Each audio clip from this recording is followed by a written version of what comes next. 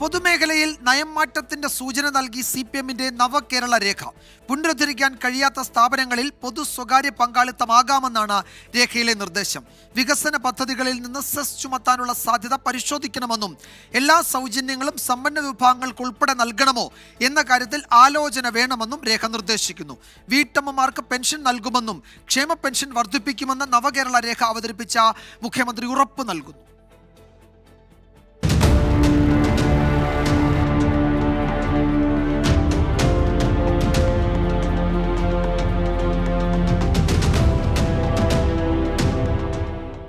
പൊതുമേഖലാ സ്ഥാപനങ്ങളിൽ ഒരു തരത്തിലുള്ള പുനരുദ്ധാരണത്തിനും കഴിയാത്ത സ്ഥാപനങ്ങളെ പൊതു സ്വകാര്യ പങ്കാളിത്തത്തോടെ പുനഃക്രമീകരിക്കാനുള്ള സാധ്യതകൾ ആരായണം. ഇതാണ് നവകേരളത്തെ നയിക്കാൻ പുതുവഴികൾ എന്ന രേഖയിലെ നിർദ്ദേശം.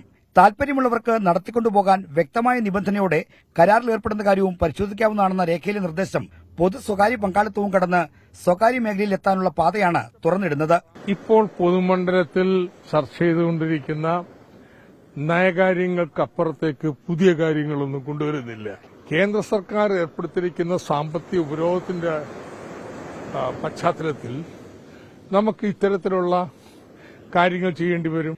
വികസന പദ്ധതികളിൽ നിന്ന് സെസ് പിരിക്കുന്നതും നവകേരള രേഖയിലുണ്ട്. കേന്ദ്രം വരിഞ്ഞു മുറുക്കുമ്പോൾ അതിൽ നിന്ന് കരകയറാനുള്ള രാഷ്ട്രീയ പോരാട്ടമായാണ് സെസ് പിരിവിനെ CPM നേതാക്കൾ വിശേഷിപ്പിക്കുന്നത്. കേന്ദ്ര ഗവൺമെന്റ് സമീപമായി നിൽക്കുന്നുണ്ട്. അപ്പൊ അതിനെ മറികടക്കാൻ എങ്ങനെയാണ് കഴിയുക എന്ന കാര്യം ചർച്ച ചെയ്തുകൊണ്ടിരിക്കുന്നുണ്ട്. ഗവൺമെന്റ് എന്ന നിലയിൽ ചർച്ച ചെയ്തുകൊണ്ടിരിക്കുന്ന ഒരു ഭാഗമാണത്. പക്ഷെ അതൊരു ഫൈനൽ തീരുമാനത്തിലേക്ക് എത്തിയിട്ടില്ല. ഉചിതമായ രീതികൾ ആവിഷ്കരിക്കേണ്ടി വരും എന്ന് തന്നെയാണ് കാണുന്നത്. നയംമാറ്റത്തിന്റെ സൂചനകൾക്കെതിരായ വിമർശനങ്ങളെ ക്ഷേമപ്രവർത്തനങ്ങളിൽ നിന്ന് പിന്നോട്ടില്ലെന്ന പ്രഖ്യാപനത്തിലൂടെ സന്തുലനത്തിലെത്തിക്കാനാണ് CPM-ന്റെ ശ്രമം.